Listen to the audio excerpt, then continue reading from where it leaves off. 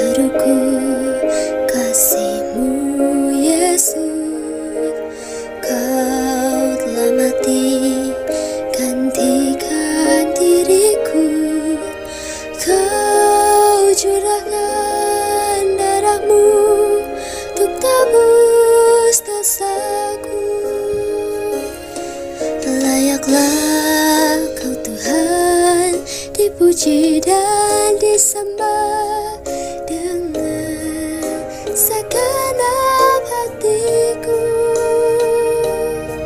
Layaklah Kau Tuhan dipuji dan disembah dengan segenap jiwa ragaku.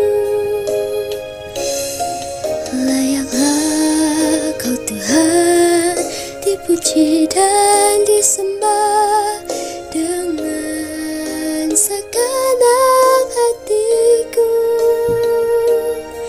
Layaklah Kau Tuhan dipuji dan disembah dengan segenap jiwa ragaku.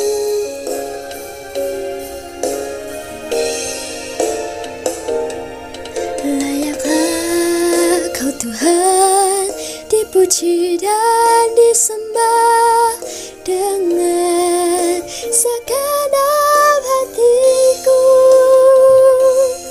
Layaklah Kau Tuhan dipuji dan disembah dengan segenap jiwa ragaku. Dengan segenap jiwa ragaku.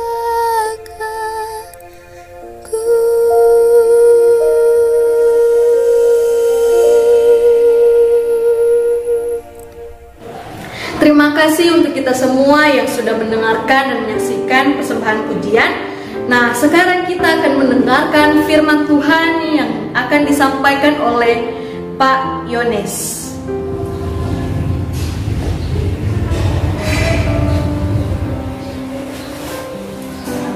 Selamat pagi Bapak Ibu Guru serta rekan-rekan mahasiswa dan anak-anak yang dikasihi Tuhan. Pagi ini kita akan merenungkan sebagian dari sabda kebenaran firman Tuhan. Sebelum kita membaca dan merenungkan firman Tuhan, mari kita siapkan hati kita untuk kita berdoa. Mari kita berdoa. Ya Allah, sumber kemurahan, sumber kasih dan sumber kehidupan kami. Di saat ini Tuhan, kami rindu untuk mendengarkan sebagian dari sabda kebenaran firman Tuhan.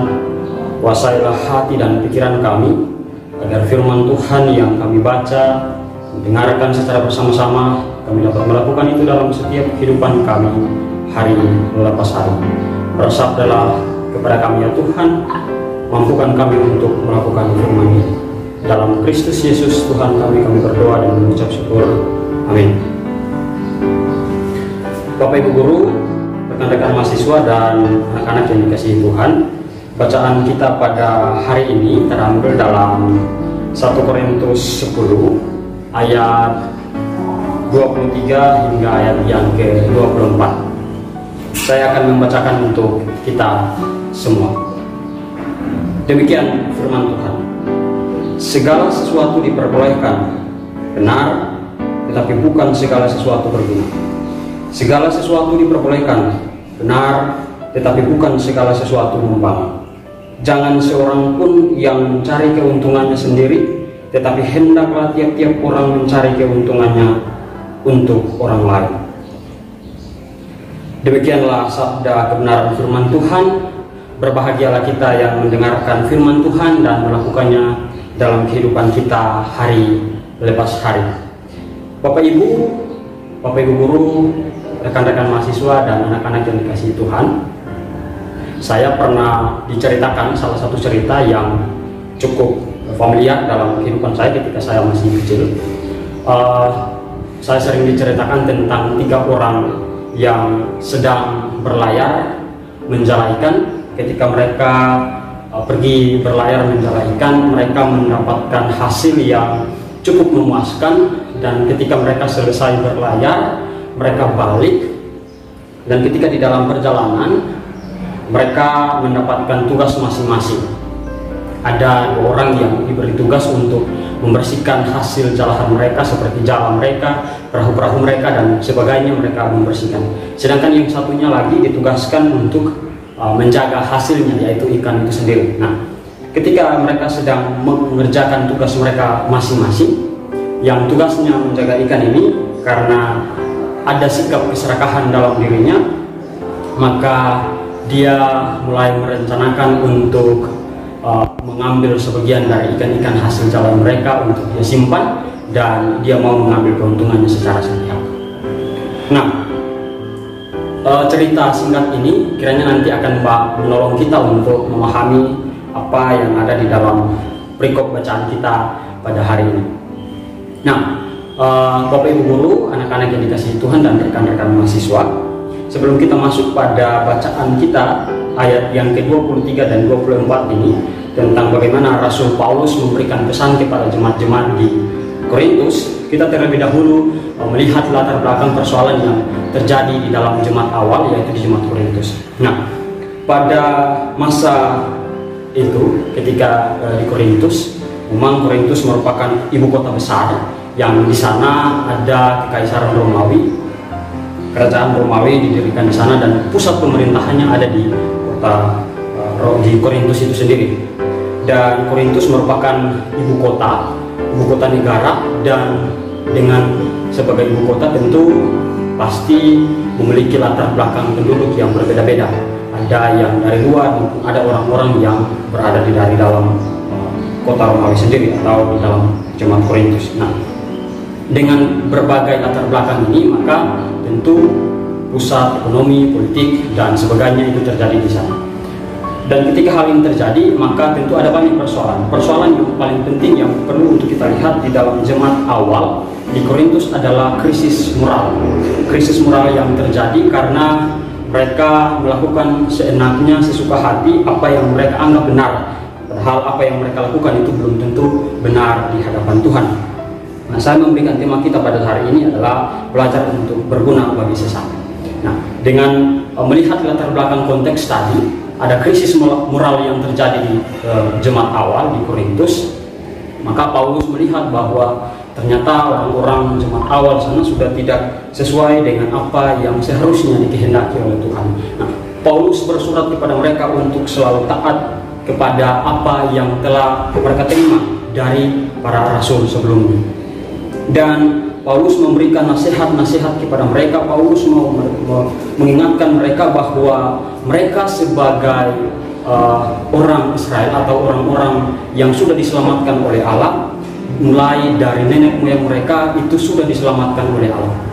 Nah, Paulus mau menceritakan itu untuk mengembalikan memori mereka, untuk mengingat bahwa Allah sudah menyelamatkan mereka. Dengan demikian maka jangan mereka melakukan apa yang tidak sesuai dengan kehendak Allah. Mereka melakukan karena mereka menganggap bahwa mereka punya kebebasan, maka mereka melakukan sesuka hati, mereka melakukan pelecehan, mereka melakukan kekerasan dan berbagai persoalan lainnya yang terjadi di sana. Nah, Paulus melihat ini. Paulus mengatakan dengan secara tegas di dalam ayat 23 dan 24 mengatakan bahwa benar, tetapi bukan segala sesuatu berguna. Artinya bahwa apa yang mereka anggap benar ternyata belum tentu itu berguna untuk Tuhan, dan belum tentu itu berkenan di hadapan Tuhan. Ini yang mau diingatkan oleh Paulus kepada jemaat awal pada saat itu. Kemudian karena mereka hidupnya penuh dengan keserakahan, mau mementingkan diri sendiri, mau mengambil keuntungan untuk hanya kelompok mereka, untuk diri mereka, Paulus mengingatkan, hendaklah mereka jangan mencari keuntungan sendiri, tetapi hendaklah tiap-tiap orang mencari keuntungan untuk orang lain. Jadi Paulus mau mengingatkan bahwa mereka tidak hidup sendirian, mereka ada bersama dengan orang-orang di sekitar mereka. Oleh karena itu jangan menjadi serakah. Paulus mau mengingatkan kepada mereka untuk selalu setia mengasihi, sama seperti Allah telah mengasihi mereka terlebih dahulu. Dan inilah pesan yang disampaikan oleh Paulus. Nah, sekarang ketika kita mendengarkan hal ini, apa pesan bagi kita sebagai bapak, ibu guru, sebagai anak-anak, sebagai rekan-rekan mahasiswa? Paling tidak ada dua hal. Yang pertama, tentang bagaimana kita melihat apa yang benar dan apa yang salah. Terkadang apa yang kita anggap benar dalam diri kita belum tentu benar itu di hadapan Tuhan. Untuk mengetahui itu, maka mari kita melatih diri kita. Kita melatih hati kita, karena hati nurani kita di dalamnya ada Roh Kudus. Ketika kita menggerakkan hati kita, Roh Kudus menggerakkan hati kita, dan kita membuka diri, maka tentu kita akan mengetahui mana yang benar dan mana yang salah. Tentu ketika kita mengetahui mana yang benar, dia tidak mendiskriminasi orang lain. Itu yang benar di hadapan Tuhan. Nah, Bapak Ibu, setelah kita mendengarkan apa yang disampaikan Rasul Paulus kepada jemaat di Korintus, maka pertanyaan bagi kita adalah, apa pesan yang patut atau yang perlu untuk kita hidupi dalam kehidupan kita? Paling tidak saya melihat ada dua hal yang perlu untuk kita hidupi dalam kehidupan kita sebagai orang Kristen. Yang pertama, Paulus mau mengingatkan kita bahwa tentu apa yang kita anggap benar belum tentu benar di hadapan Tuhan. Oleh karena itu, kita perlu melatih diri. Roh Kudus tentu ada di dalam diri kita. Ketika kita mau membuka diri, membuka hati kita untuk mau menerima Roh Kudus secara penuh, maka hati kita dan pikiran kita digerakkan oleh Roh Kudus, maka tentu apa yang kita lakukan benar, tentu benar juga di hadapan Tuhan. Nah, bagaimana kita bisa mengidentifikasi bahwa apa yang kita lakukan itu berkenan di hadapan Tuhan? Tentu apa yang kita lakukan berkenan di hadapan Tuhan mencerminkan bahwa kita mengasihi sesama kita, kita mengasihi Tuhan. Artinya apa yang kita lakukan tidak mendatangkan keuntungan buat diri kita sendiri, tetapi untuk orang-orang di sekitar pun berdampak apa yang kita lakukan. Nah, hal-hal ini yang kemudian kita dapat mengidentifikasi bagaimana apa yang kita lakukan itu bisa sesuai dengan apa yang difirmankan Tuhan di dalam firman-Nya di dalam Alkitab. Kemudian yang kedua, pesan yang patut untuk kita laksanakan, yang patut kita lakukan dalam setiap kehidupan kita, tentang bagaimana menjadi berkat, atau kita tidak pernah mencari keuntungan diri sendiri. Terkadang kita berpikir bahwa apa yang kita lakukan ketika mendatangkan atau menguntungkan kita, maka itu yang terbaik, dan kita tidak pernah memikirkan orang lain.